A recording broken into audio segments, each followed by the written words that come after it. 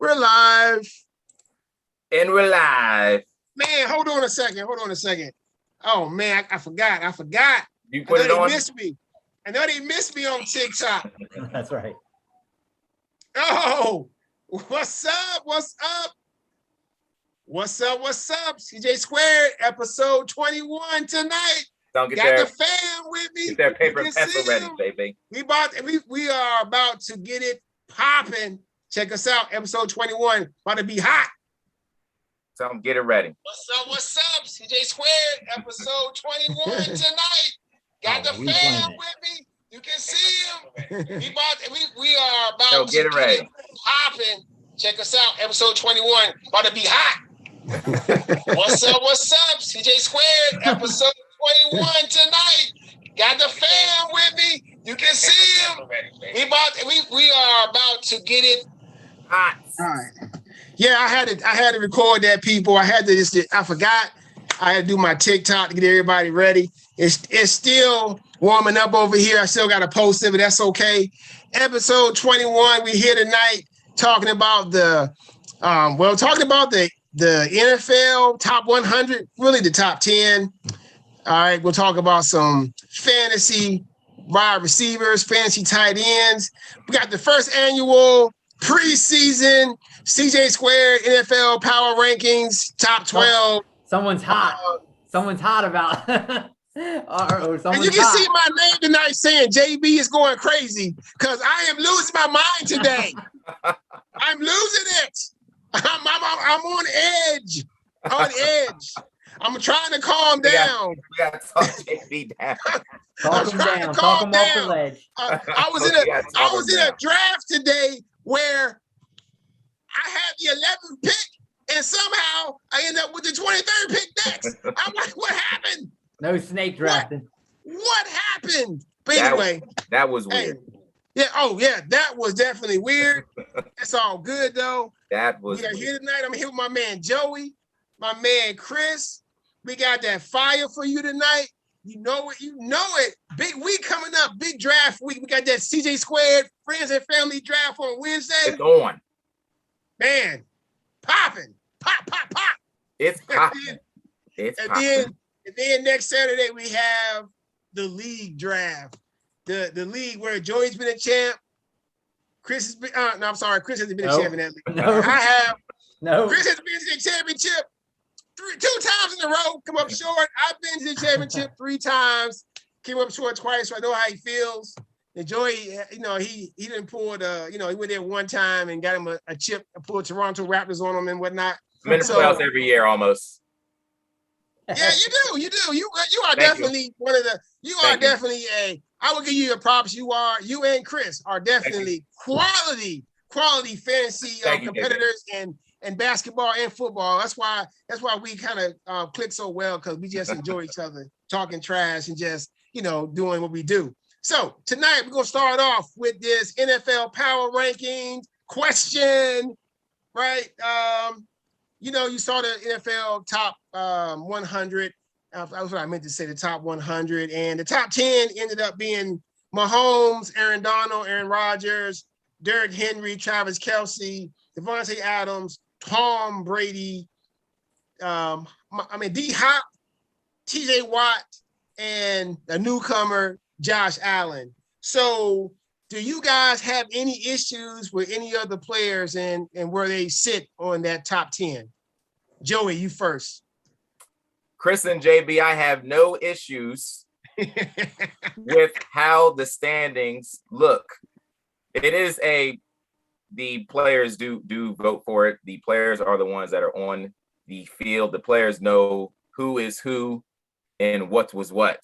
I guess the only issue that I do have is, where are the offensive linemen? Are we going to ever get any offensive linemen to be like a top 5, top 10 player? I don't know. I think who was the last old lineman you think could have been a top 10 player? Well, I mean, I actually had one in my top 10. I had I don't know. I had Quentin Nelson in my top 10. Quentin Nelson, okay. I think the highest one on this list was, I think, 30, was in the 30s. I think Bakhtiari from Green Bay was the first lineman on there, and I guess maybe his stock should go up even more because the Packers, their pass protection wasn't as good as it was when he went down. Clearly, so. But I mean, I was just watching some of it and watching the audio from the Super Bowl. There were more than a few Tampa Bay Bucks who were on the sideline. They were raving about how good number 15 for Kansas City was. Like they're like, how did he do that? Especially that throw when he gets clipped on his cleats and he goes down and he makes that throw into the end zone and it hits the guy right off of his face piece. So I have no issues. If anybody knows how good everybody is, it's the guys that are actually playing on the field and see it every Thursday, Sunday, Monday, sometimes Saturday when we get deep into the season. Thank you for that long answer. Chris, go ahead. You next. I actually don't. Most of mine, when I went through, I kind of average them out and look through all different lists and stuff. I have a few differences of where most of the guys are placing. Actually, the only guy I think I wouldn't have, probably Josh Allen. I don't think I would have in there, and I actually put Nelson in. But other than that, I think everybody kind of is in my top 10. Actually, I think Aaron Donald is the best player in the league just because of look at how dominant he has been over this time. Mm-hmm. I think it just shows you, this list shows you how important the quarterback position is. I mean, they had 4 in the top 10. So I don't know how Brady is at 7. I mean, he just wins and just continues to win. He was elite last year, or even that Rodgers was he? Well, he was 3rd. So I think people were yelling about maybe Mahomes, that Rodgers could have been above him just because of how he was the MVP. Yeah. So Adams, I don't think you can argue Adams or Kelce. And I don't even think you can argue Henry really. So Hopkins, I think, is more of he didn't have as good of a season. I think they're just saying he could always be special. But yeah, so for me, as far as the breaking down the list, I think Donald, but I don't think a defensive tackle is going to win. I mean, it just shows you right there. I mean, Donald's as good as it gets, and he doesn't even still get number 1. I mean, he's if you rank it out like players of all time, he's probably top 2 or 3 defensive tackles probably ever already, right? Mm. And he still can't. Randy White, man. Let me stop. I mean, but he still can't crack the top. He still can't be number 1, and he's been the most consistently dominant player over the past 5 years, right? Because some of the quarterbacks have been interchangeable. I mean, Mahomes is right there. So that just tells you how much we value quarterbacks and pass catchers, because you look at this, you got 1 running back, right? But we got 3 pass catchers. Mm-hmm. You got 2 defenders. And but everyone always talks about defensive ends being so valued, and all we got is 1 defensive end, right? So yeah. I mean, I wonder where Ramsey was, because everyone always talks about how elite he was. He's not even sniffing the top 10. So right. Yeah. So I mean, overall, pretty good. Yeah, I mean, in the league, it's just how the league functions is different, than how it used to be. And quarterbacks, wide receivers, running backs used to be the thing, the Emmitt Smiths, the LaDainian Thomasons, those guys. But then nowadays, it's all about the wide receivers. The league has changed. It's all about passing the ball, throwing it all over the field, changing the rules so the offenses can score to make that money. So I can see why this list is like that. I mean, my only issue maybe TJ Watt. I mean, like Joey posted, like he could have put, Russell Wilson could have been in that top 10, but he did. Russell Wilson did fade a little bit towards the end of the year. So I mean, it's still a good list, right? But I do agree with Chris. If Aaron Rodgers was the MVP, but the MVP was not voted on by the players, just the press. So I can understand why they say Mahomes is the number 1 player in the league, because he probably is. All right. So there we go. I mean, I really don't put much stock into it myself. This is how I am, but it's something that's fun for the fans every year to look at, for their favorite players to be up there and something to talk about. So it's good stuff. You wonder how many of these guys have. Remember, Mahomes he was all mad a couple of years ago because he he got nominated. He was number 4 on the list, and then he threw a touchdown, and he was like, so you wonder how many of these guys actually do put stock in this list. I mean, the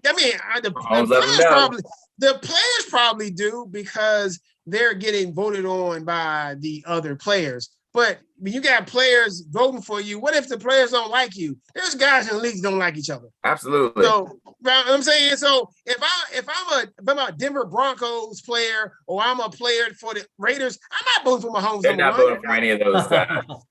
So I mean, that's what I'm saying to talk about. I don't care. I mean, they're players, but they're humans too. And I know if even how good a guy is, you don't like him, you ain't voting for him. So you wonder if like a Jalen Ramsey if he gets not because he's just an annoying dude, people are probably like, oh, I'm not voting for that guy. But dude, he is clearly right now probably the best corner in the NFL. Even though he does, I mean, he should be playing. He should be getting flagged for flopping, but he's still the best corner. Yeah, so you wonder if that hurts him being how he is. And you wonder if Aaron Donald's like, what else do I got to do? Yeah, exactly. I mean, Aaron Donald's in the top 10 every year. Aaron Donald is a beast. I mean, he was a steal for the Rams because he fell. I mean, remember they didn't draft him because he didn't have the height and all that stuff. Mm-hmm. That dude is unstoppable. Yes, he is. Aaron Donald.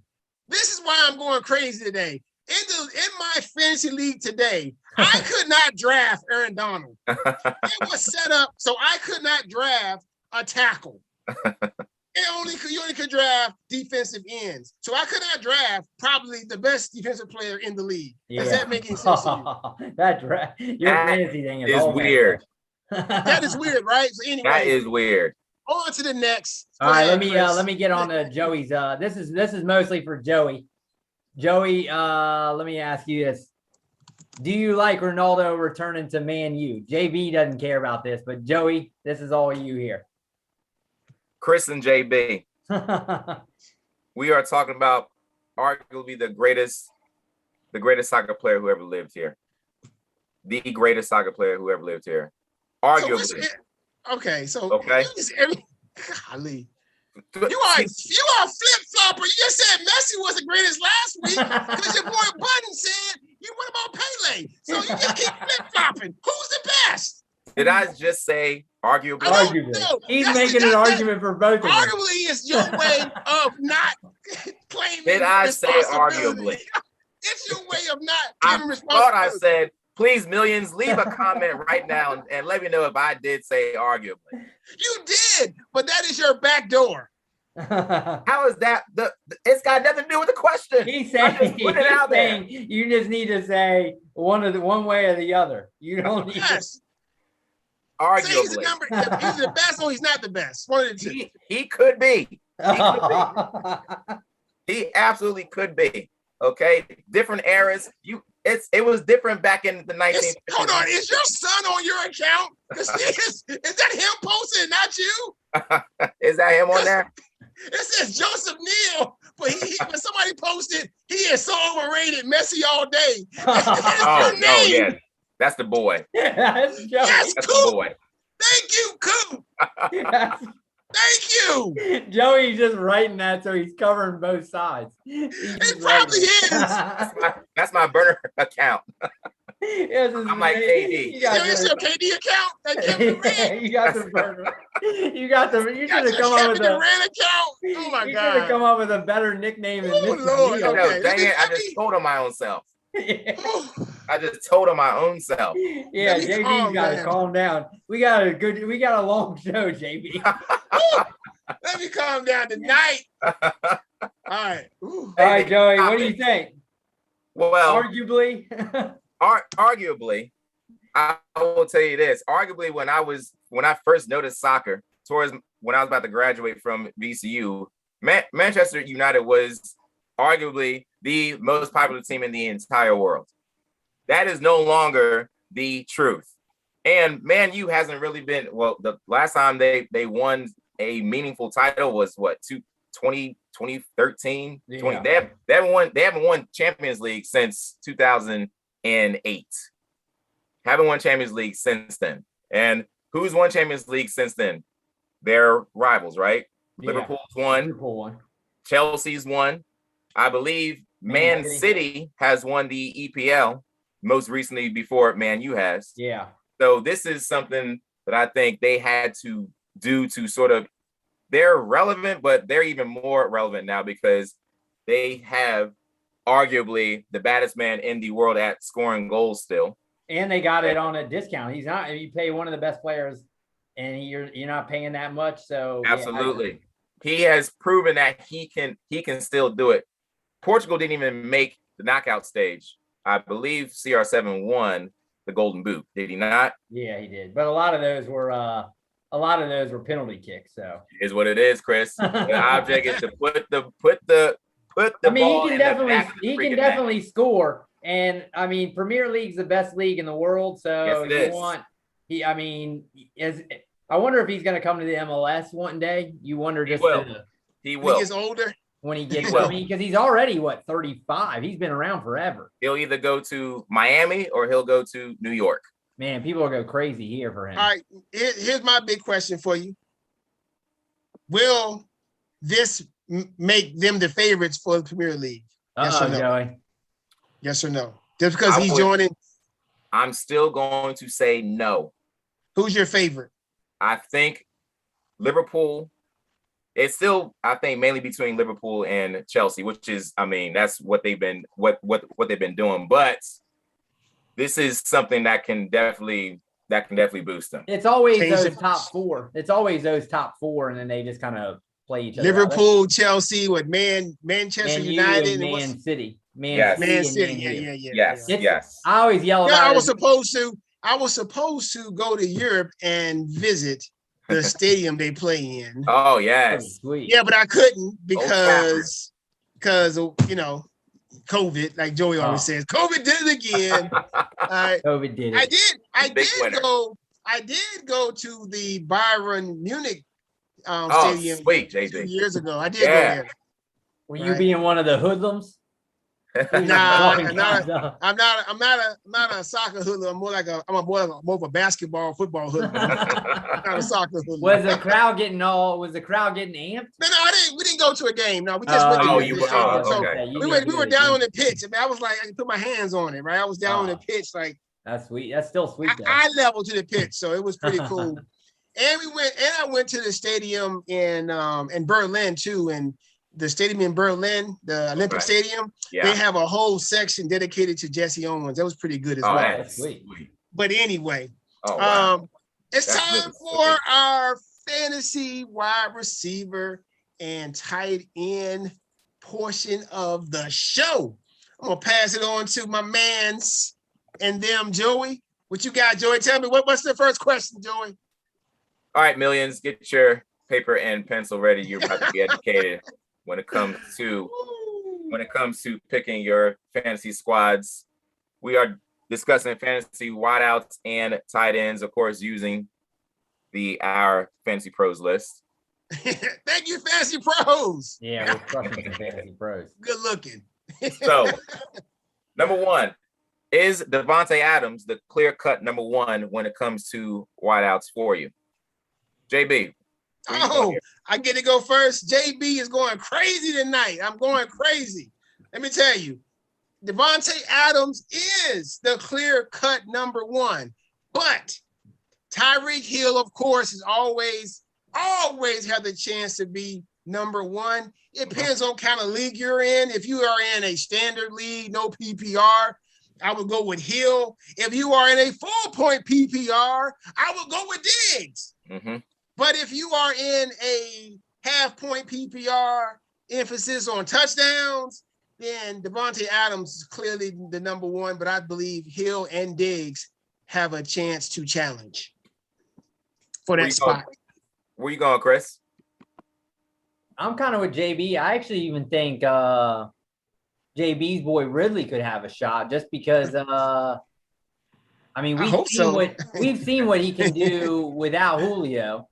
And generally the guys who go off and lead the league, I mean, I still think Adams is going to get a ton, but Hill has more weapons there where Ridley, Pitts, I don't think, like we've said last week, I don't think Pitts is going to get maybe 800-900 yards.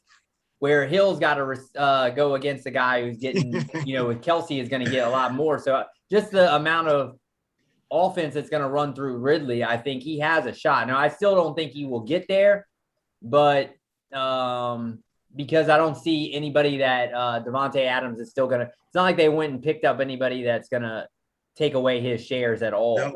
Aaron Rodgers is mad this year. He's mad. He is mad. And he definitely will force the ball to Adams. We've seen that.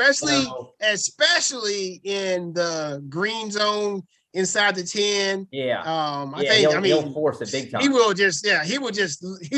hold the ball, wait for him to get open. I mean, which is crazy because everyone in the whole building, everyone on TV knows where it's going. Mm-hmm. And then they're like, they can't stop it. So, I mean, Hill, I think Hill just doesn't touch the ball, but if he can get you a couple of rushes, if you're in a league that's maybe has more touches for that, he could actually make a run. Yeah, like ours. He could actually make a run because he right there yards wise, and he might get a couple touchdowns just because they try to get the ball to him in more ways. So I still think Adams, but your boy Cooper out here tripping. He's talking about Michael Thomas. He's done, bro. He's done. Doesn't he not know? Weren't we talking about Michael Thomas is acting really weird right now?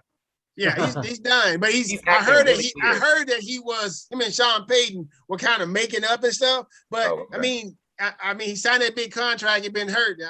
Coop, no, he won't be number one, dude. No. Sorry, Jody's burner account. Go ahead.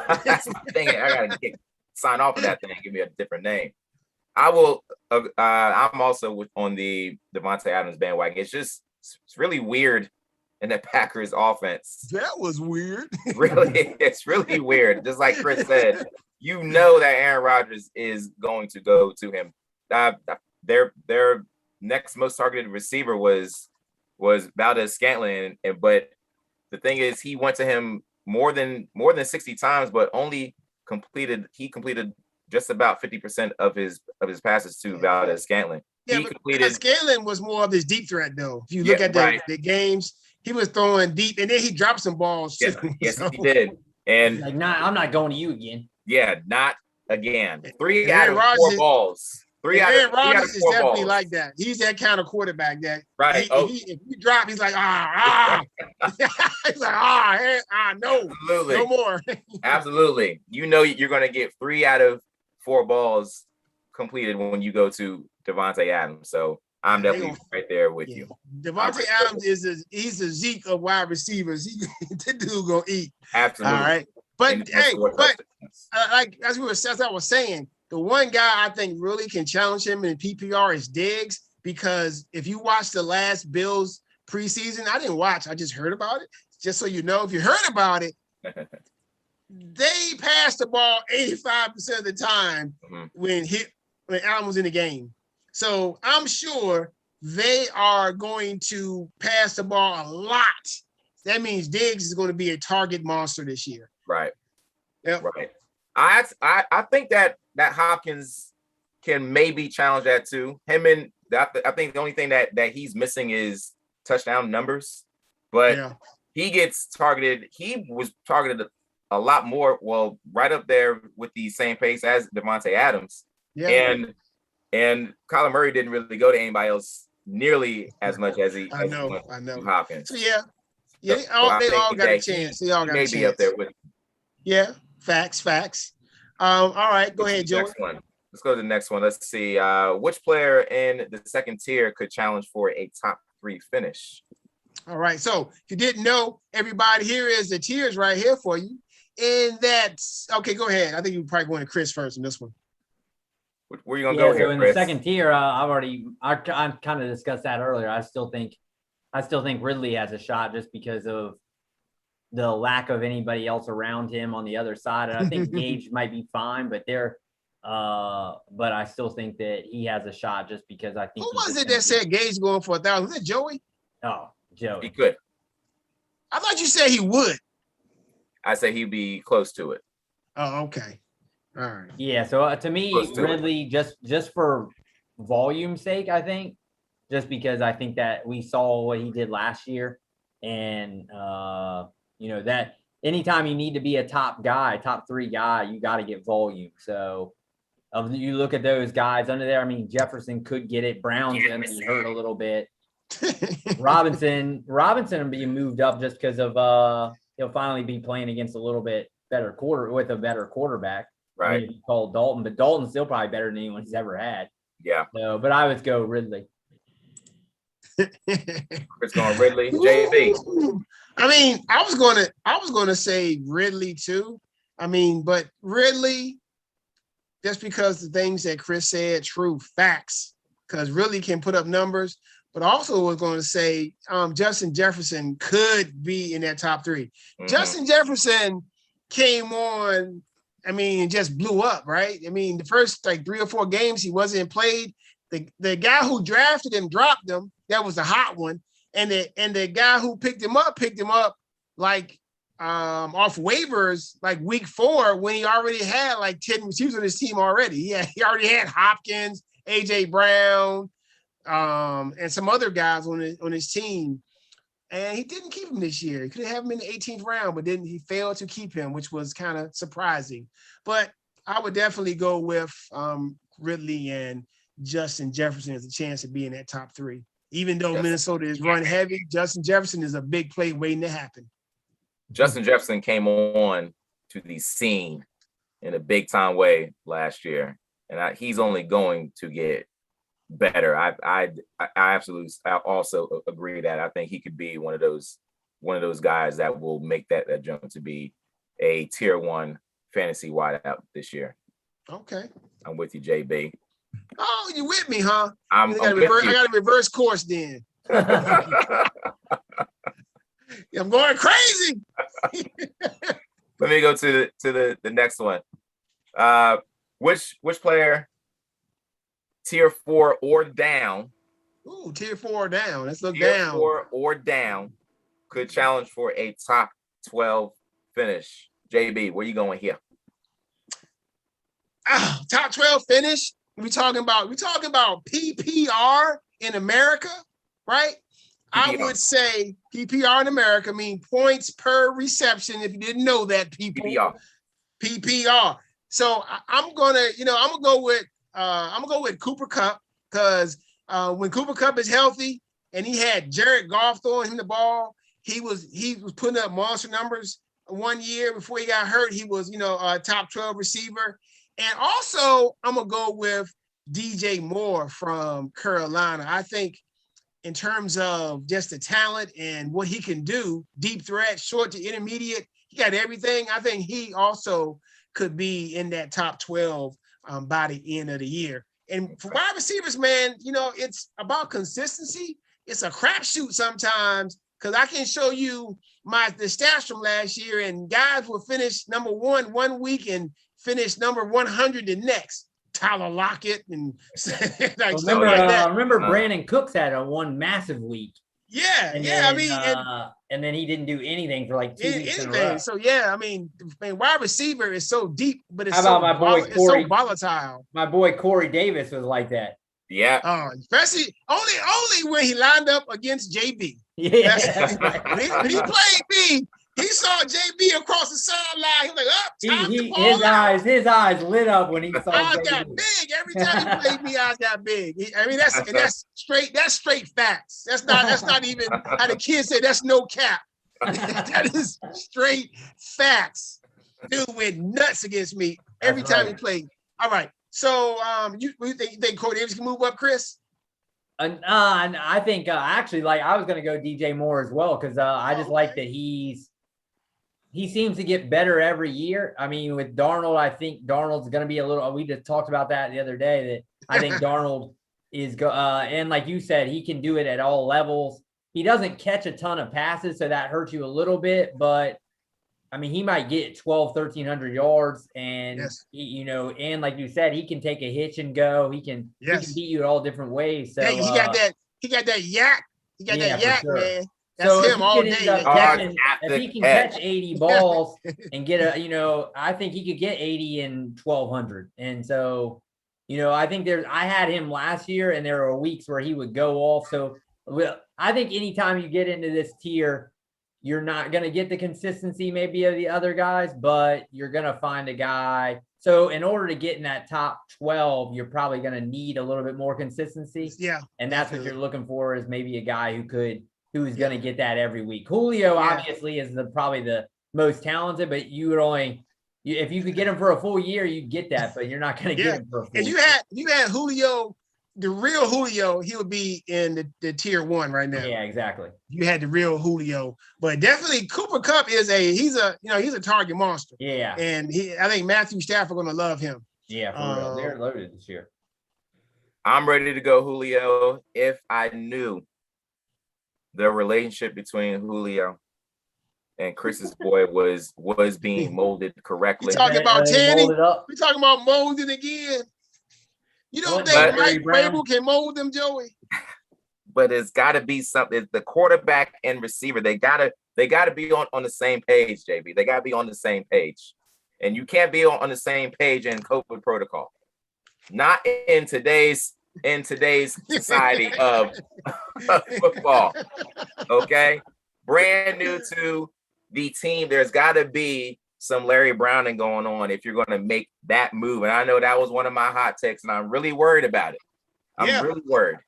But with sometimes the talent is going to be the talent. Like, people doubted D Hop from his move from the Texans to Arizona, and he still had a very big year. He did. Right. So, I mean, if a healthy Julio is a lot, and we talked about it in our one of our shows, how a healthy Julio could really uplift the Titans and give them a chance to contend for the Super Bowl. So if he's healthy, he definitely could be in that top 12, or he could be in the top 5 at least. I also like possibly Adam Thielen at 23, who did have double-digit touchdowns last year. 14 to be exact. 14 touchdowns. He did not break 1,000 yards, but I think the red zone. He is the de facto red zone target for Kirk Cousins. Kirk Cousins will, like how we talked about how Aaron Rodgers will look for Adams in the red zone. Kirk Cousins will look for him in the red zone every single time. Every time. Yes, fact. I mean, it's crazy. All right, let's move on to our next wideout tight end questions. Which top 12 player do you all think will be a bust based on ADP, average draft position? Oh, give them the abbreviations, man. Learn them, teach them. The average draft position out of the top 12, which one do you all think could be or will be a bust? Where you going, Chris? I'm gonna go Metcalf, only because if you take him in the second round where he's generally going, and you got Hopkins right there, Justin Jefferson is probably going behind him. Metcalf he's going to get projected around 1,300. Hopkins is 1,300. Hopkins is projected to catch about 20 more balls than him in the same, and you're getting him in the same round. So that means and their yards are the same. So that means you're going to be counting on Metcalf to score a lot more touchdowns than Hopkins. And I don't necessarily know if I believe that. So to me, just based on a pick or two difference, or even a couple picks, I think Metcalf's almost a round lower than that. So, I mean, I would think, to me, he's a third round guy. I'm not putting him up in the Ridley and Hopkins group. And I think I would take Jefferson above him. He's probably closer to A.J. Brown for me, or Keenan Allen probably, than he would be right there. Yeah, it looks like on here that since last week he's risen up 2 spots. He was 8 last week on here. You see that? I mean, I think people love on some Metcalf. So I think once you get probably more of the general public, not like the sharp guys coming in and doing the earlier drafts, that's probably why, because more people are taking them. And that's because they just see speed and all that, But to me, I think that's a little high for him going in that round 2 type of guy. JB? Man, it's like, I just realized something. It's like drafting in a fantasy league, drafting with Chris is like drafting against myself. I just realized that in some ways. Because I had the same person written down. I had Metcalf for some of the same reasons. It's just Metcalf depends more on the big play, right, and not just the catches. And I mean, last year you saw what happened. At the beginning of the year, it was all fine and dandy. But then when everybody started dropping that safety and they couldn't get those big plays, he wasn't having to. He did not have those big plays anymore. And Russell Wilson had to hold the ball. They don't want to get Russell Wilson killed. And this year they're trying a new offense, more horizontal routes instead of vertical. Mm-hmm. So we'll see. You know, I mean, he's a monster. I mean, he's a specimen. And yes, you know, it's hard to believe that him and AJ Brown play on the same team in the SEC. And it's just that's crazy, right? And they didn't win the championship, right? I mean, that just tells you how Alabama's just be stacking the cards. And so yeah, I mean, I think he's a possibility. He has a possibility of being a bust. I doubt that he finishes outside the top 12, but I don't think he'll finish like here. I don't think he'll finish 6. I believe Justin Jefferson, AJ Brown, probably even Keenan Allen, and maybe even Allen Robinson may finish ahead of him just within a PPR league, you know? I think when it comes to, I agree with the DK.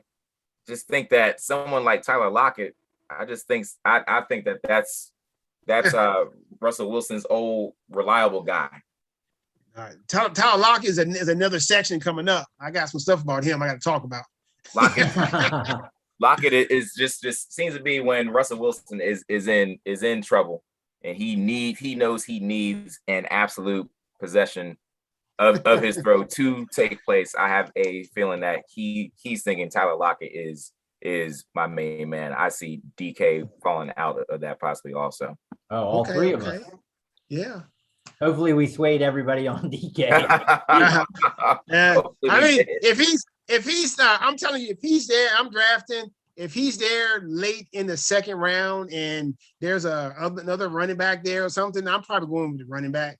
I'm not, I'll rather take my chances. Well, I mean, if you look at that list that you had pulled up with the rankings, that wide receiver is so deep. It's ridiculous. It's so deep, man. I mean, look at that tier 4. That tier 4 has got a lot of talent in it. Even tier 5, you got guys that can break out. Odell Beckham could have a big year. You got Jamar Chase. You got Jerry Jeudy, everybody's talking about. You got Cortland Sutton coming back. You got Debo. You got Chark could be the Jaguars number 1. Davis could be the Jets number 1. Yeah, Will Fuller could be the Miami Dolphins number 1.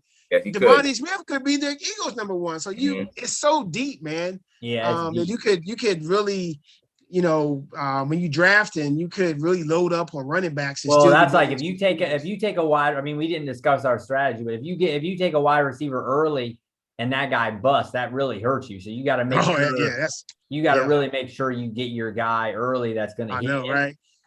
So I usually end up even to take the middle 3, the kind of the 3 and 4 tier, just because if you go running back early, that's just what's kind of available anyway. Right. Yeah. But those guys usually are like, it just depends, man, on your league too. Like today, I got hoodwinked, right? I took Aaron Jones at 11, thinking I'm gonna come back and get another good running back, and I got hoodwinked and end up drafting 23rd. I mean, I think getting Ridley at 23 is a steal. Yeah, but still, I shouldn't have been in that spot. But that's another day, another story. That is a steal though, for sure, because he's probably right in. Where's his ADP? Is probably right in that. Yeah, his ADP is like probably middle upper second round right now. Yeah, probably. So to find him there, you were lucky actually. Cause, so he's probably, like you said, he's middle of the second round. Yeah. Yep. So you at least got some out of it. I know, right? Because I got slaughtered everywhere else. Like, come on, man. Austin Eckler. I mean, I should have been loaded up. Loaded up in that round. Yeah. All right. I guess we got tight ends next, Joy. Let's go tight ends. Could Darren Waller or George Kittle make a run at Travis Kelce for the top spot on the Fantasy Pros tight ends list? JB, what do you say about tight ends? I would say, first of all, Darren Wallace is my boy. That's your man. Right? That's my man's, right? I did get him in round 3 of the draft today, which gives me a real big advantage. I really wouldn't go tight end there early unless it's a league where, if you don't get one of those good tight ends early, man, you just gotta, like the guy said today on the radio, you gotta fade them, right? Because you don't get one of those good guys, you just getting slopped. Mm-hmm. But Waller definitely has a chance to catch Kelce. Waller is a big wide receiver. If the Raiders really use him the way they could use him, there's no doubt he could be. Did you see the New Orleans game last year? He dominated New Orleans. He had like 14 catches. He had one game at the end of the season where he had 200 yards against somebody and 2 touchdowns. Mm-hmm. If you give him a chance, he can blow up. Now, Kittle, yes, but the one thing about Kittle, he always gets hurt. Always gets hurt. Kittle will not play 17 games this year. If you get 14 games out of him this year or 13 games, consider that a success. Mm-hmm. If you get 17 games out of him, then you balling out.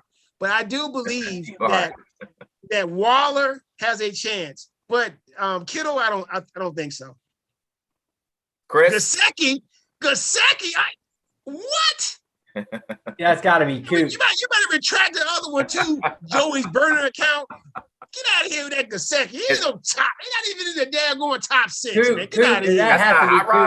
That has to be Coop because he loves that was Coop.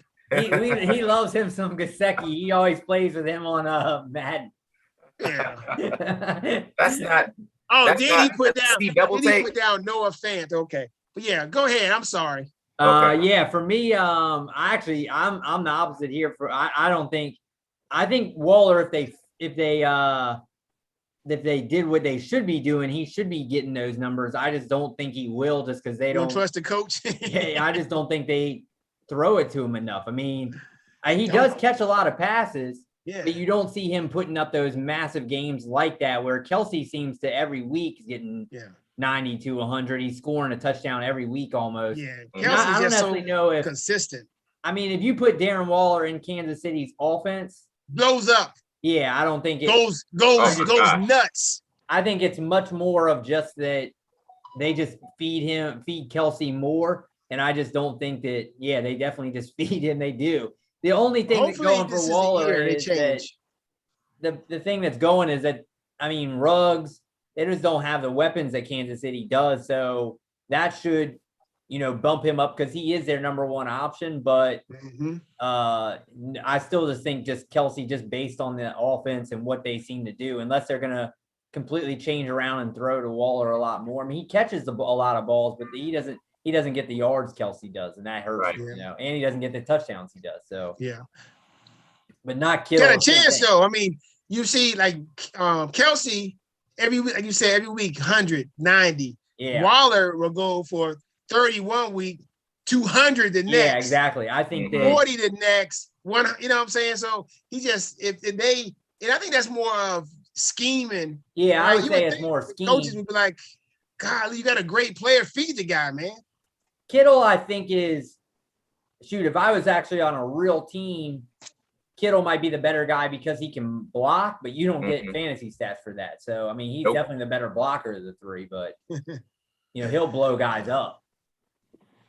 I think Waller more than Kittle. Kittle's game is just, he's so physical. I think Waller is I think the scheme that Chucky runs in I almost said Oakland in Vegas is very similar to the scheme that Andy Reid runs. Andy Reid it's not similar, Joe. It's not even close. Well, in a sense where they definitely value how they get the tight end the ball. They have for years, even in Philly, the Philadelphia tight ends were always very good. Were pretty decent. Yeah, but at the same time, one's got Carr and one's got Mahomes. Mm-hmm.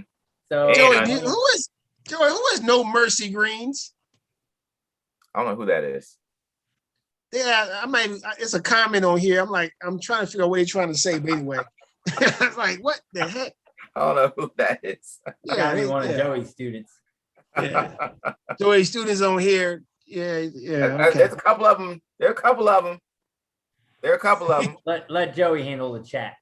let him put them into their place. All right, Joey. Let's go to our last one. Which tight end in the second tier has a shot to finish in the top 3 according to our fantasy football pros list?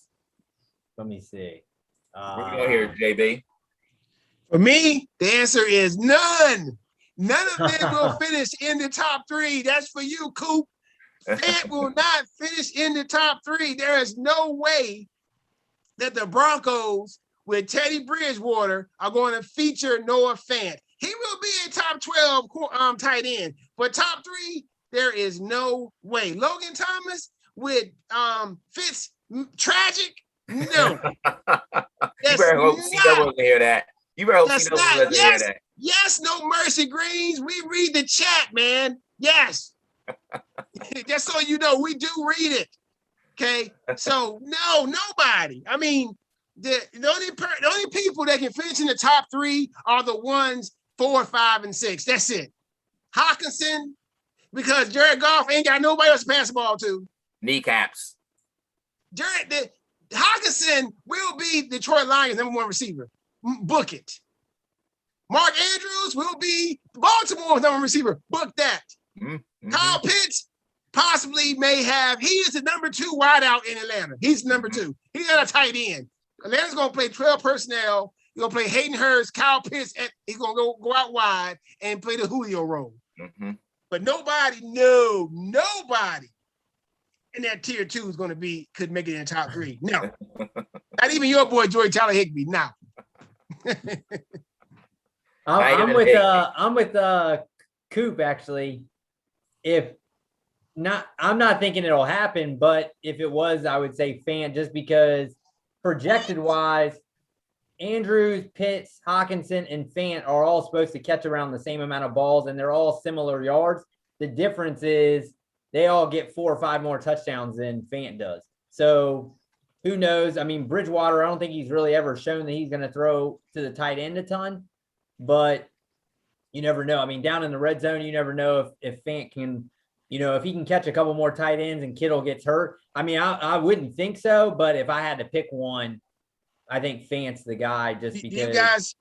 Do you guys think that Denver would have a 1,000-yard receiver?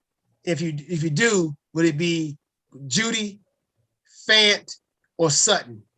I would say Sutton probably of the 3. I mean, but I don't know. Judy came on late at the end last year, so and Sutton was supposed to be the guy, but he got hurt. He got hurt week 1. So, yeah, week 1, I drafted in one of my leagues. Week 1, gone. So him and Saquon killed me in that league. At least it was early, so hopefully Sutton can come back. But I don't think that. I think one of them might get to 1,000, but I don't think he can carry. But Bridgewater got with Anderson. Yeah, didn't Robbie Anderson and Moore have 1,000-yard receiver last year? Yeah. So they had the touchdowns. They didn't have the touchdowns. No, but McCaffrey probably would have gotten 1,000 too, or close. You know how he is. He probably would have gotten. How many is he projected to get? Let me see. Well, go ahead, Joe. Go ahead. My wife on here watching us live was sitting here texting me. Was sitting here texting me on my phone. Did he stop it? Yeah, thank you for your support. Thank you so much. Thank you so much. Don't be texting me during the show. Is she telling you to calm down also?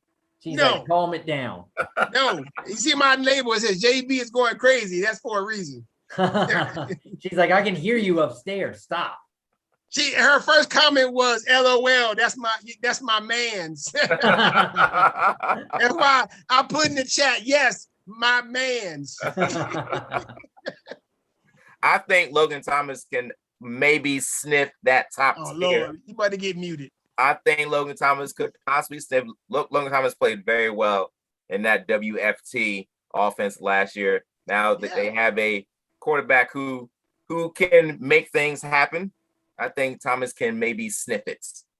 He's a guy who's projected to score 7 touchdowns, so maybe. Yeah, but I know. I think Logan Thomas is a good pick for a tight end. If but I don't think he could be in the top 3. I just don't see it. For top 3, you gotta have a lot of catches, a lot of yards, and possibly at least 7 to 8 touchdowns. And I don't think Logan Thomas is going to do that. He may do the third with the touchdowns, but the yards and catches, I don't think it's going to happen. Well, they haven't projected it 60 catches, and you're getting the top 3 for Kittle. That's 85, 1,006.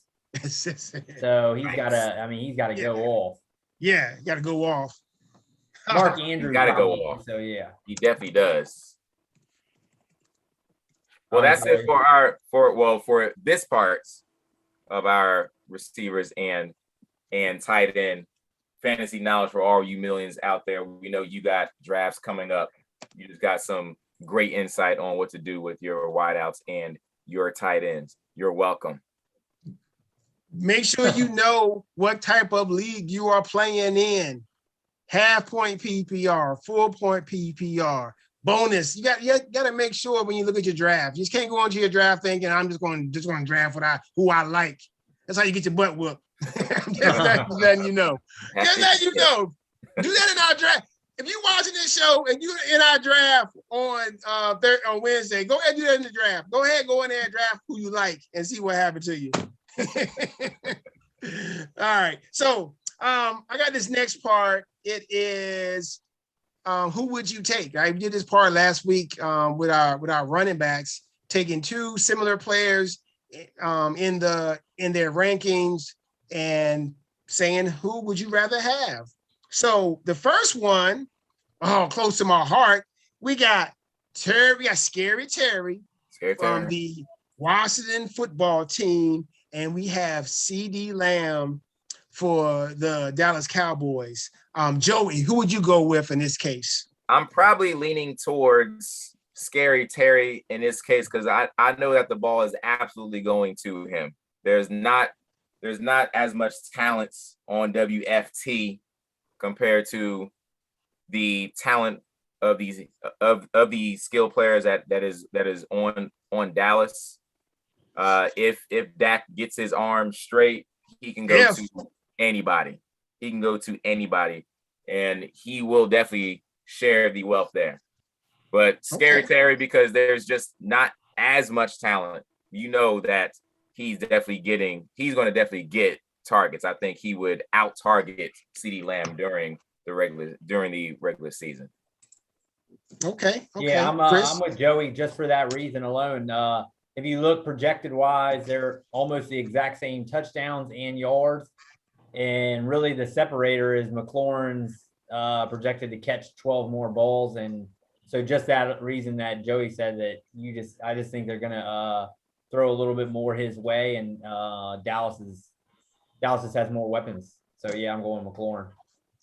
Do I really need to answer this question? Yes, you do. Yes, you do. I do? Okay. All right. And believe it or not, my answer is CD Lamb, which you knew it was going to be, but not because I'm a Cowboys fan.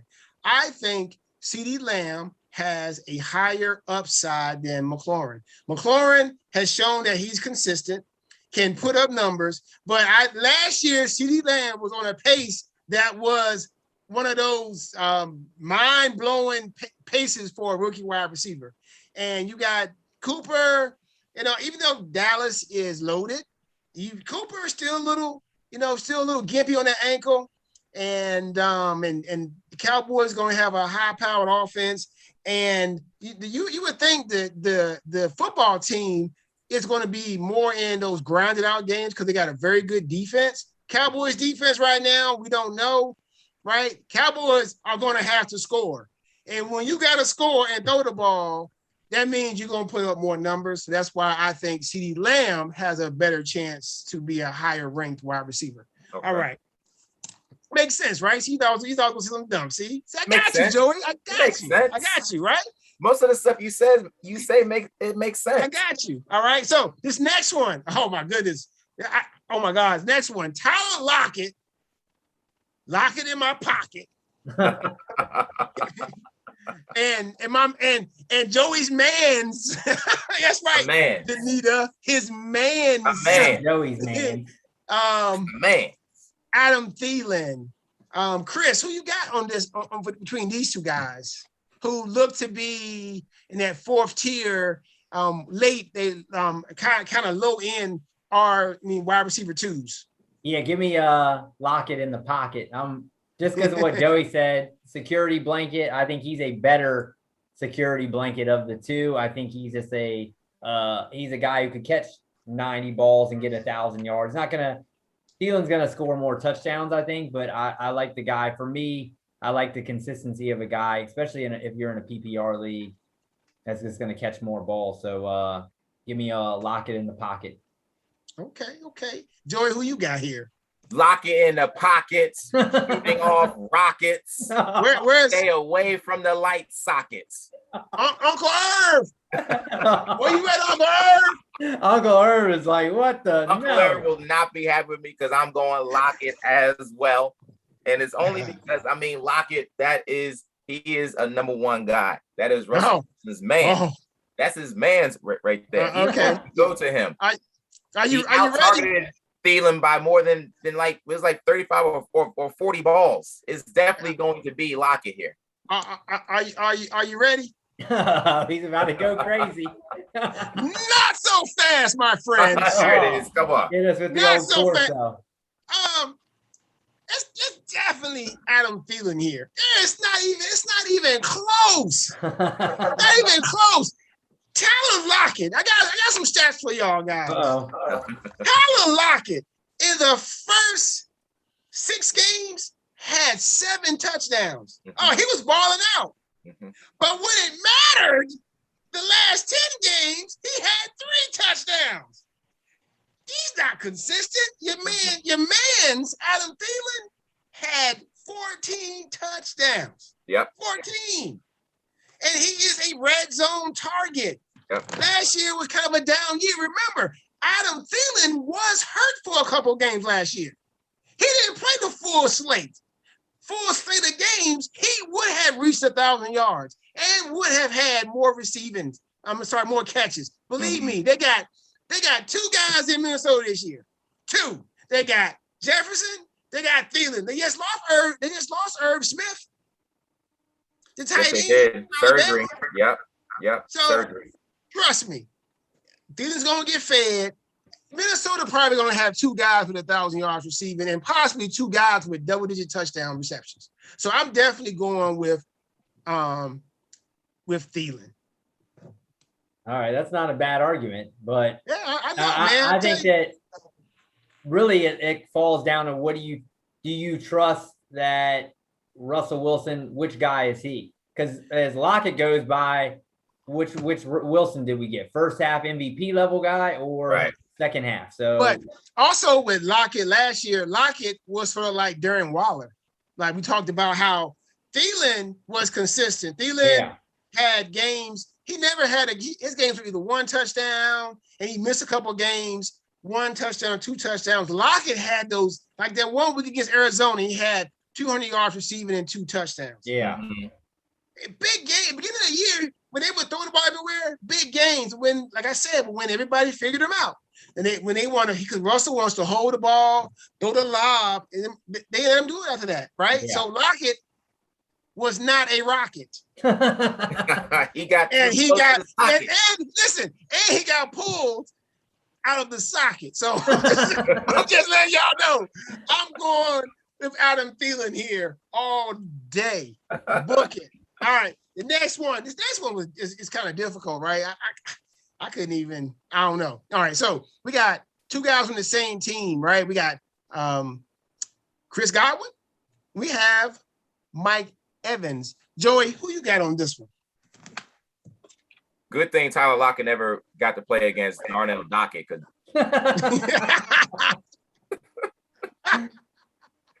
On this one, Mike Evans and Chris Godwin, I think this is easy. Mike Evans is a cheat code. Mike Evans is if I get into trouble, I'm just going to throw it up and he's going to out jump you. He's going to out muscle you. Tom Brady knows what the deal is right here. I'm definitely going Mike Evans. Okay. Whew. For me, and I'm basing this a little on ADP. I think they're almost the same guy. They're going to get there a little bit different ways. I think Godwin's going to probably catch a little bit more balls, but not have as many yards. Evans catch a little bit less, but have more yards. So they're almost identical type guys, but you're getting Godwin maybe a round later. So take the value and go Godwin. Looks like in this on the Fantasy Pros, they actually have Godwin higher than Evans. So yeah, now, I mean for me right there. So I wonder which round they're going in. What ADP? They're probably going probably third round or early fourth round for those two guys probably. I didn't get it today. I'm trying to think when Evans. It depends on your league, right? You know, if you're playing in a PPR league, full point PPR, you're definitely going Chris Godwin. Right. If you're playing in a standard league that no points for catches or half point, you may go with Mike Evans. But I'm just telling you, I'm going with Chris Godwin because Mike Evans, like Joey said, yes, he's a cheat code, but he's a cheat code in the opposite direction as well. Mike Evans had games when he had like 1 catch, 1 touchdown, 1 yard last year. He had a game we had 2 catches, 2 yards, 1 touchdown, right? So, and Chris Godwin was hurt a lot last year. I think he broke his finger. Yes, and the year before, Chris Godwin went off, right? So Chris Godwin still, and he was hurt a lot this year too. So, I mean, that's why Tampa Bay is loaded. I mean, you got Chris Godwin, you got Mike Evans, you got Antonio Brown with his crazy self out there. You did have OJ Howard, he's kind of hurt, and you got Rob Gronkowski. Mm-hmm. But I mean, for me, if it came down to it, it depends on what I needed and what I drafted before, right? But more often than not, I probably would go with Chris Godwin in the PPR. So they have Evans at 35 as far as ADP, and Godwin is at 41. So. All right, so yeah, that means Godwin's early 4th, and Evans is going Godwin going in the 4th, and Evans going in the 3rd, right? Yeah, so that's why I said I'm getting them almost a half round later for almost the same guy. So, like you said, but based on Fantasy Pros, taking Godwin in the 4th is a better deal than taking Evans in the 3rd, right? Yeah. So you getting a better deal. What do they say? ROI. Return on investment. Yeah, another abbreviation for y'all tonight. ROI. I know you know that one, right? Return on investment. Okay. So and then we have a tight end one just for you, Coop. Right? We got your boy Noah Fant and your boy Joey Logan Thomas, the old Virginia Tech quarterback. And we already chose these two, huh? All right. So who you got, Chris, out of these two?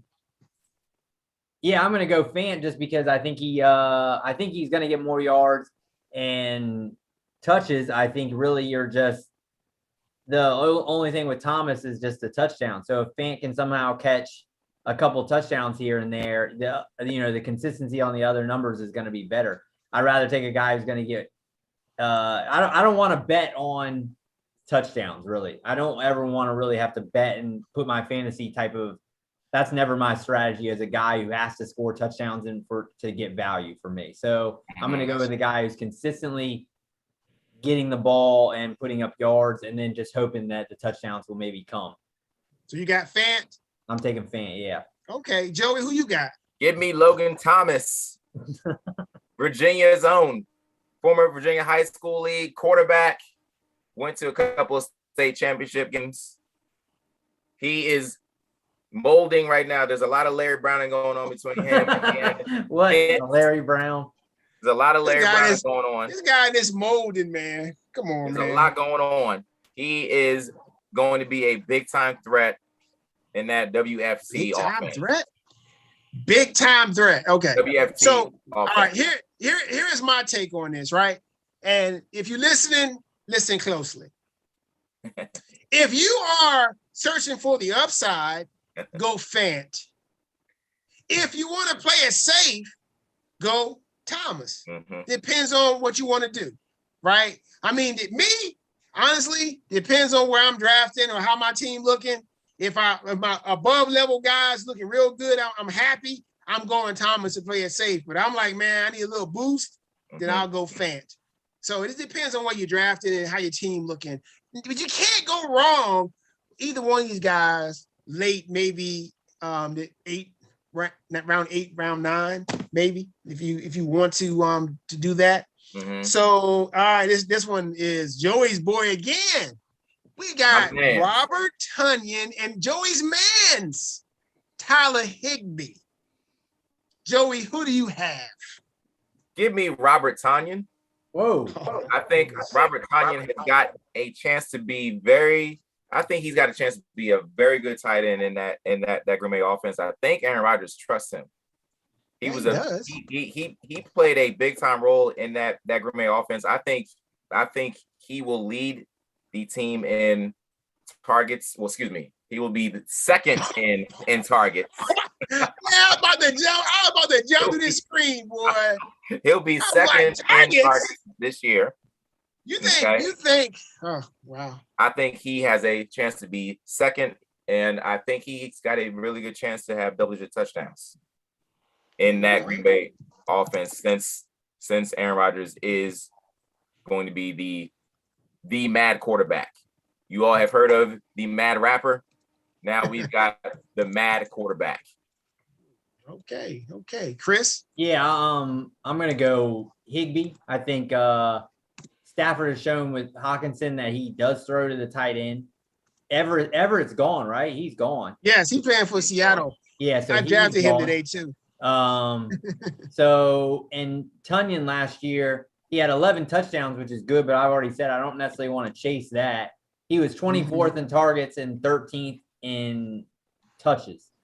And that was for tight ends, right? Yeah. So for tight ends, he was 24th in targets, and yet this dude going to be second in targets on Green Bay this year. Okay, thank you, Chris. I appreciate those stats. Yeah. So to me, again, he's a touchdown reliant. He's touchdown reliant, and I just, I'm not comfortable with that. I'd rather get a guy who's just going to get me, especially because I think Higbee has some breakout potential. If you get him late, and we saw last year if you are outside of say the top 4 or 5 tight ends, you're really just swinging for who's going to break out. And Tonyan did last year. If you would have gotten him super late, thank you, Chris. If you think, for me, I just think that Higbee has. I didn't say that was it. Hold on, don't thank Chris on that, because we're not talking about last year. We're talking about this year. We're not talking about last year, bro. I wonder where you could have gotten Tonyan last year. He probably could have got him as a free agent, probably. Yeah, he was a free agent. Nobody drafted him. I don't think anybody even used him in our league. But if you think Tonyan can repeat and get 11 touchdowns, I just don't like betting on touchdowns. That's just more my philosophy. But if you think he can get 10, 11 touchdowns, you got to swing on that guy as well. You know what I mean? I just don't like that. My strategy is I just don't want to be the reason I take a guy is only to bet on touchdowns. It's like Jerome Bettis a couple of years. Like that's all he was is a touchdown vulture. I'm not taking these guys. So I'm with you, Chris. I got Higbee, and simply because Tonyan, it was 2 touchdown dependent. Yeah. Right. I mean, all his points came from his 11 touchdowns. And if a guy is 24th in targets at tight end, he's not getting many targets. That's his facts. He's not getting many targets if he's 24th, because the tight ends rarely get targets. So he's not getting targets. Now, Higbee will get targets, right? Because like my man Joey is modeling for us right now, Stafford and Higbee will be molding that relationship this year, right? Because, Stafford, Higbee is getting a upgrade in 2 ways. One, he doesn't have Everett looking over his shoulder. And 2, he has a much better quarterback. So Higbee will do a lot better than Tonyan. Tonyan may finish top 16, 17. Higbee, I believe, will finish in the top 12 of tight ends. But anyway, that's our take on who you got. If you have some other stuff or other players you want to ask us going forward, or who we got, or who should you start once we start fantasy football season, holla at us. As long as you're not in our league. Let us know those comments. We'll answer your questions. So it is time for the first annual CJ Squared Power Rankings. This is one of the main reasons why I have the label tonight. JB is going crazy. So I will let Chris release the standings, or however you can just read them out. I'll just read these. So what we're gonna do is, this is kind of our preseason before we start, and then right now how we did it was all three of us came up with our top 12, and then we just averaged them out, and so we're going to adjust it as the season goes along. If you have any comments about our picks, if you're the Godfather and you just want to say thanks, then you can do that here. Tell him exactly. Or Uncle Herb. Uncle Herb. He looking out for you, bro. He looking out for you. Absolutely. No, they didn't even make ours. It made Joey's top 10. Yeah, but I'm saying that. But Joey. Even the fact that the Vikings made Joey's. He made Joey's top 10. But so we'll read our consensus, and then I'll let JB go crazy for a minute. So, all right. So for number 10, we want to read from top to bottom. What are we going? Best to worst or worst to best? Like we were doing it top 12. We're doing top 10. Okay. Well, yeah, because then I just combined the top 10. Okay. That's why I just want, So we want to go from 1 to 10. Let's go from 10 to from 1. 10 to 1. All right. Yeah. Then by the look on my face, you can tell me if I think that choice is ridiculous. All right. Let me see. Number 10, Pittsburgh Steelers. All right. Number 9 is the Niners. Number 8, Seattle Seahawks. 7, Cleveland Browns. 6, the Rams. 5, Baltimore. 4 is Green Bay. 3, Buffalo. 2, Tampa. KC, the Chiefs, number 1. Yeah. Let me see. When we were off, Joey had some crazy ones in here. He had so he had Buffalo he had Seahawks at 5. When me and JB, he had them at 10 and 8. Actually, all the Niners, we were all right in that same group. Joey had New England at 10. Me and JB didn't even have him in our top 12. Neither did we have. He had Pittsburgh at 6, and you and I didn't have them in our top 12. Yeah, we didn't have him in there. Minnesota, he had at 11. We didn't have it our top 12. Mistake. Actually, me and JB we both had the Rams at 4. Joey, you're hating on the Rams. I am. Yeah, he had them at 12. I am. At the top, I was actually low on Green Bay. Joey was the highest, and JB was right in the middle. I was the highest on Baltimore. Joey was hating JB in the middle. Seems like everything is JB's in the middle. As usual. Because I kind of you're balancing look at it from both sides, but and Seattle, I had him at the lowest. Joey was tops, JB in the middle. So we obviously have a consensus of what we do.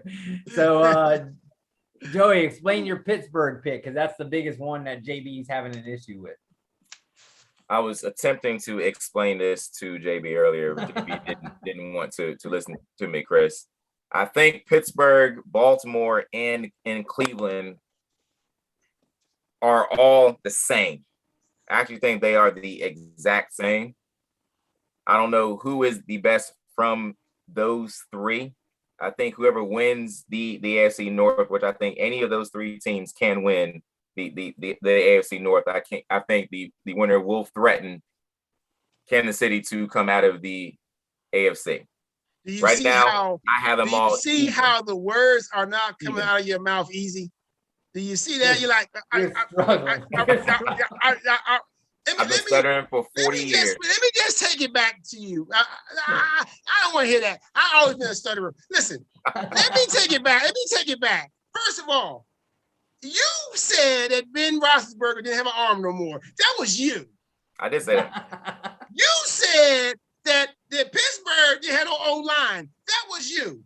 I did say that. Then please explain to me how a team with a quarterback with no arm and no O-line can be the 6th ranked team on the power rankings. Explain that one.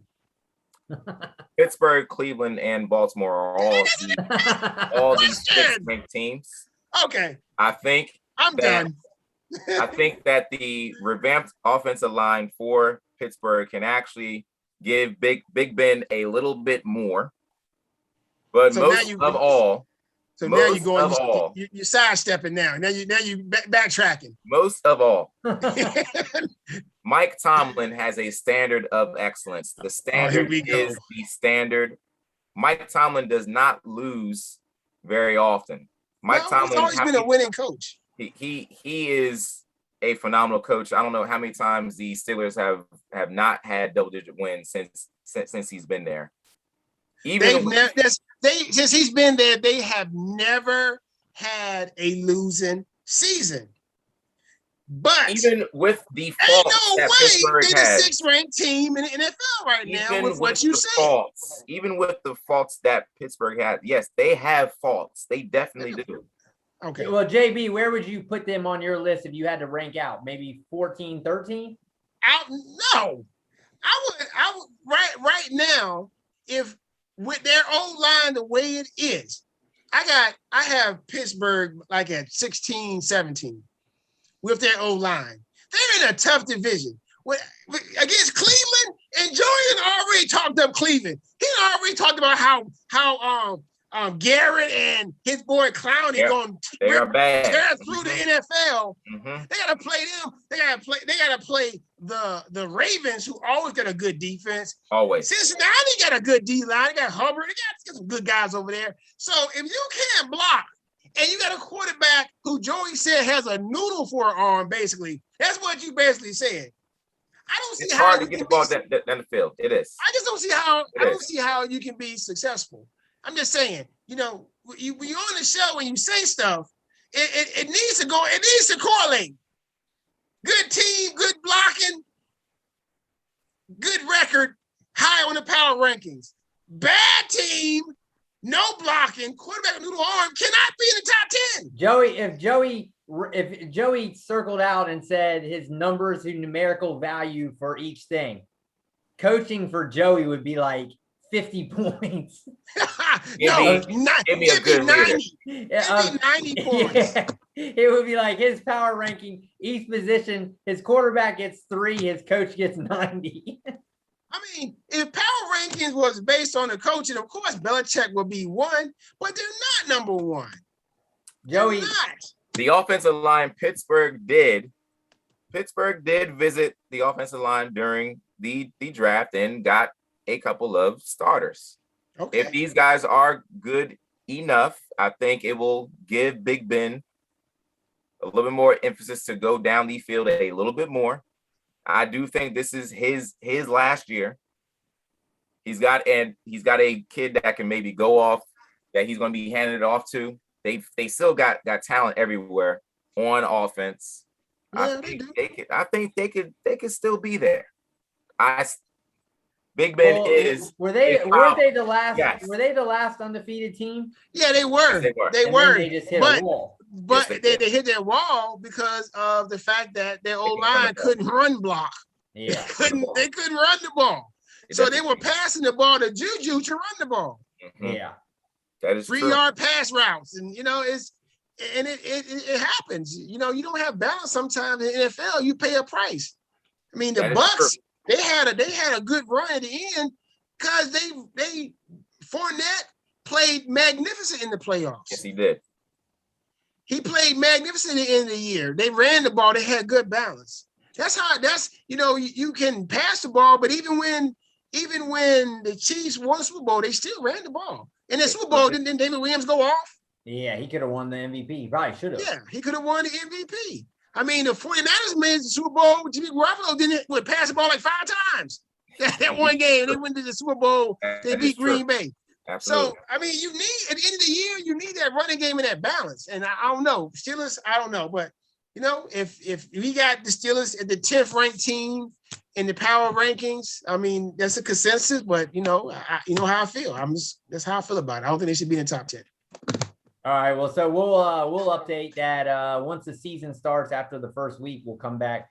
We'll each do this again, and we'll see. It'd be interesting to see how far off we are at the end of the year. We'll keep. I mean, we've been good on some stuff. I mean, just like any other people analyzing the sports, we've been real good on some stuff, like on the point, and then we've been like, absolutely wrong. Well, I remember when we did. All of us have been. When we did the NFL draft, it was like, oh God, we was just.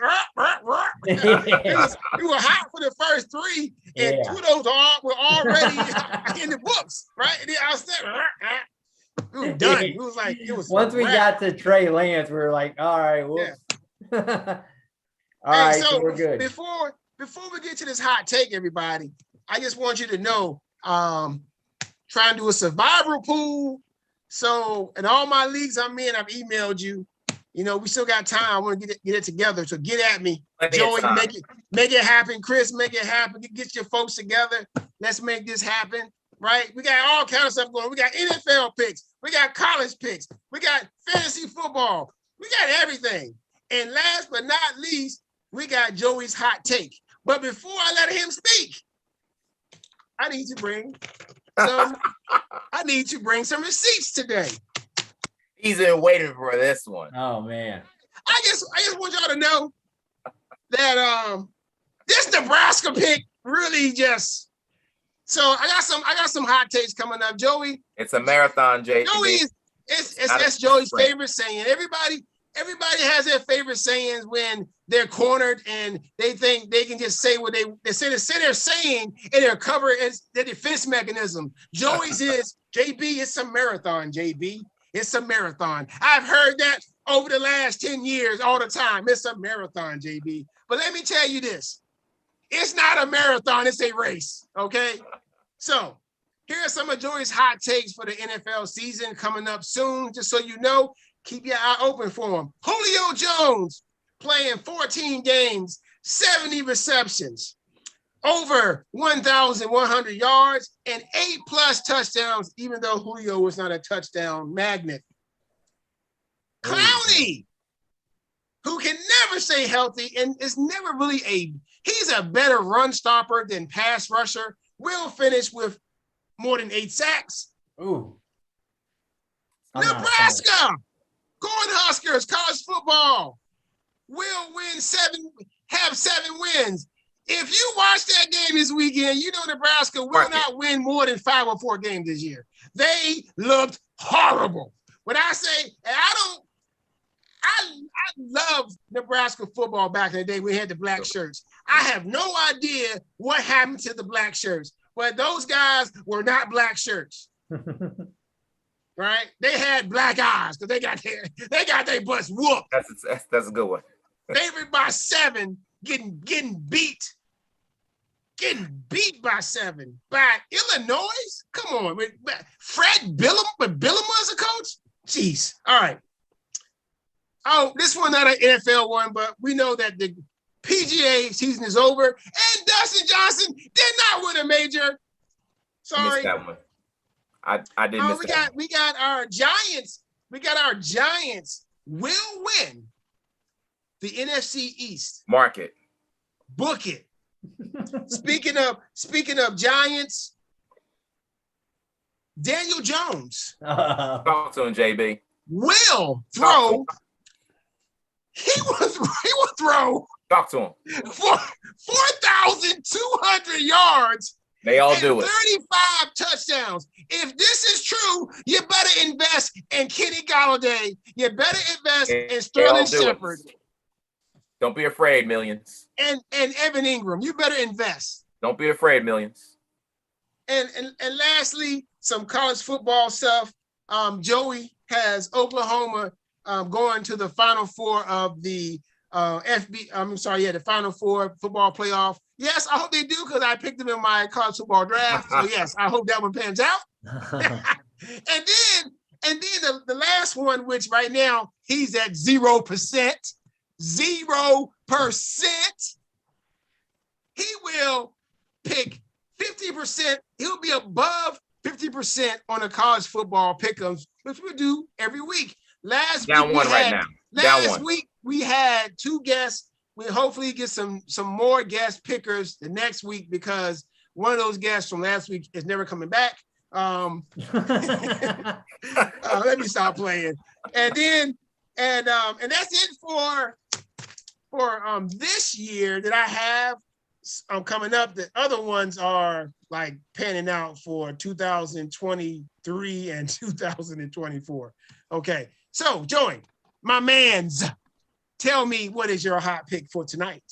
Chris and JB, this is an easy one. That's an easy one, huh? As I've said earlier, those of you who are hip hop fans. Oh Lord. On the 1997 Life After Death CD, there was a character that was put on there called the Mad Rapper, who was mad that Biggie had all the hot videos, who was mad that Biggie was making all of the money while he wasn't making that. He had his dimes. Remember that, Chris? He got his dimes with him. He mad that he got his dimes. Got the dimes.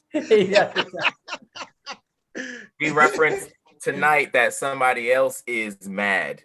Number 12 that plays in Green Bay. He is also mad. He's saying, "Where's my respect? Where's my respect?" The Rodney Dangerfield. Rodney Dangerfield. Hey. Did y'all forget what I've done for you? Hey, where's my respect? Okay. Somebody else is mad also because of these most recent scores. 1-6, 3-6, 1-6. 4-6, 6-7, 3-6. Courtesy of Alex Zverev and Pablo Carreno Busta. Those are the last 2 individuals that beat the soon-to-be greatest tennis player on the men's side. Those are the last 2. Those are the men that destroyed the Golden Slam that was supposed to happen. Oh, yeah. Had him kirking. It was supposed to happen. And then he made a comment questioning people's ability to be, strong mentally, and then he gets kicked out of the Olympics with no medal. Okay, he didn't go to the gold medal match. He didn't even win a bronze. He didn't win a medal at all. He did not win a medal at all. Kirked out. So now, even though he's not going to get that Golden Slam, he still has a chance to do something that no one has done in 52 years. Rod Laver in 1969 was the person who was standing on the planet who could say, "I'm holding all of these titles at the same time." Reminds me of the old days when Iron Mike Tyson had the WBC belt, the WBA belt, and the IBF belt. Rod Laver had all the championship belts, and he just standing around like, "You want it? Come and get it right here." Well, JB's boy Novak Djokovic still has the opportunity to have a special year. This has not been done by any of the tennis greats that we all know of. Okay, Sampras has never done it. Okay, Federer has never done it. This has not been done since 1969. It's going to be done starting tomorrow because Novak Djokovic, I'm taking him versus the entire field. He will be the U.S. JB likes that one. I mean, of course I do. I mean, did I not come on here months ago and tell you both who was the best tennis player in the world? Who would be the greatest of all time? And who makes fine haberdashery for men? You did do that. If you know what haberdashery is, that means men's clothing, okay? Just so you know. Just so you guys understand that. fine Izod shirts that I have a couple of. So yes, of course. That is a hot take. Now, if it doesn't happen, he has to win. Does he have to win the U.S. Open? He wins this U.S. Open. This will not only give him the grand. He'll be holding all 4 belts, but he will move to be the only one on the list with 21 Grand Slams. 21 Grand Slams. All right, there you go. The hot take. The Joker will win the U.S. Open. Take him against the field. Hey, what a show tonight. Yes, I was going crazy. Yes, I was. I love it when you go crazy. Yes, I was going crazy. Hopefully you come back this week. I'll be a little calmer. Expect to see some drafts streamed. I think what we'll do on Wednesday after our draft, we'll come on and have a little segment after the draft. What do you guys think? Yeah, that works. Our draft is on Wednesday, and then we come on after the draft and do a little talking about it. See if anybody from the Friends and Family League wants to talk about their team or have any questions. So that's it for tonight, man. What a show. Do we get one more conference to cover? One more group of set of we're at the West. We got the AFC West and the NFC West. And next Sunday, I'll be covering that from Texas.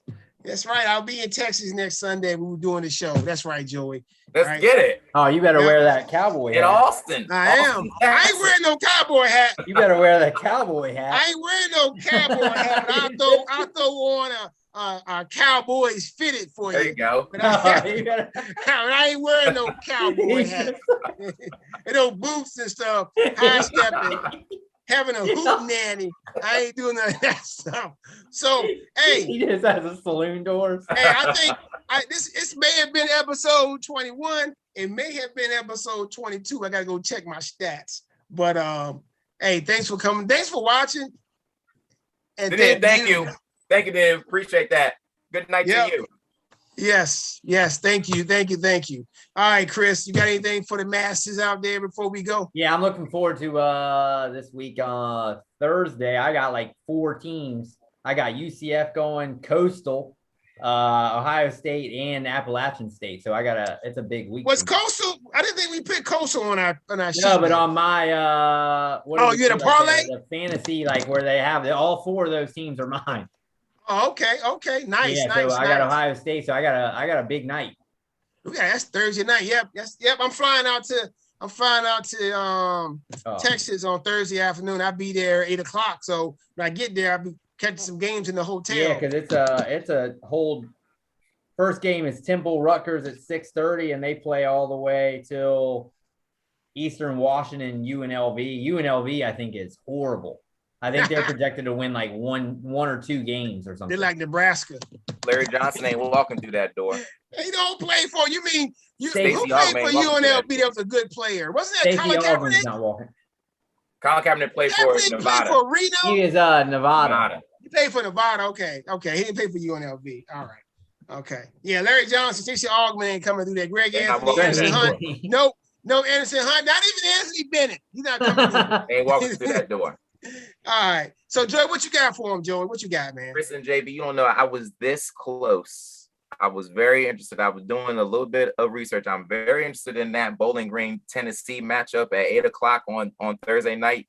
With Tennessee is I believe a 34-point favorite. I was this close to picking Bowling Green. Oh, geez. I was that close. That's just a straight winner? Or No. Against the spread?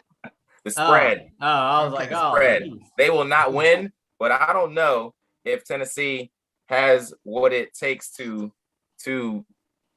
cover that. I don't think so. You better open that FanDuel account, Joey. That close. Okay. That close. All right. Randall Cunningham played for UNLV. Oh, I know they had some famous. He's not walking through that door. Yeah, he's not walking through that door. He's not walking through that door. Hey, so for me, I'm just excited. I got 3 more drafts this week. Man, is that number 20? I got the GP All-Stars. I got the CJ Squared Friends and Family. I got the league. And for me, I love to win, but more than anything, I love to compete, and I love the camaraderie and just the conversation you have when you are doing these things. So, you sure you good love luck that to more all than y'all me? drafting against me because I'm bringing the knowledge, right? I gotta watch out for Chris though, because me and him think too much alike. So, but Joey, I got him. I know what he gonna do, so that's all good. I gotta worry about him. I already know what he gonna do. So, but luckily, in the league, I do pick in front of Chris. Now, then I pick behind him, so it's gonna be it's funny. It's gonna be a chess match throughout their whole draft. Yes, it is. Yep. So, No, he's like it is. Yep. Hey, come out Wednesday night and just come watch us live. I'll probably stream the draft and do a little talking some trash, but and then after the fact, we're gonna just do a little pop-up show for you and everything. And once again, thanks for watching CJ Squared. Peace. All right, yeah.